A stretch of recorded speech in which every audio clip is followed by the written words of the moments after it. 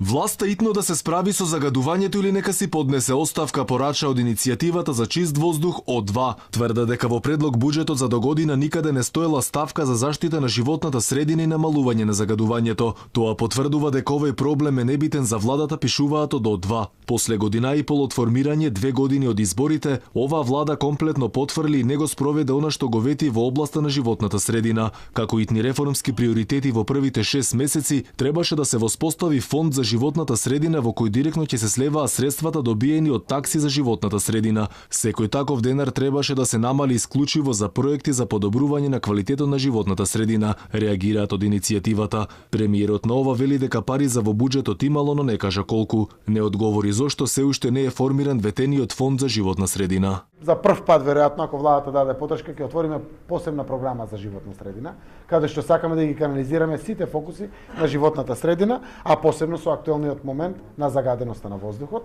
Штом владата ќе го усвои буџетот, ние ќе соопштиме конечниот дел на средствата кои што ќе бидат за животна средина, заради тоа што и досега тоа не е конечно. Јас верувам дека тие средства и ќе растат. Инаку власта во предизборието како опозиција се шеташе со гас маски кога воздухот беше енормно загаден. Сега кога се на власт вела дека ќе направат се за овој проблем да се реши, но барем засега има само цврсти ветувања без долгорочно решение.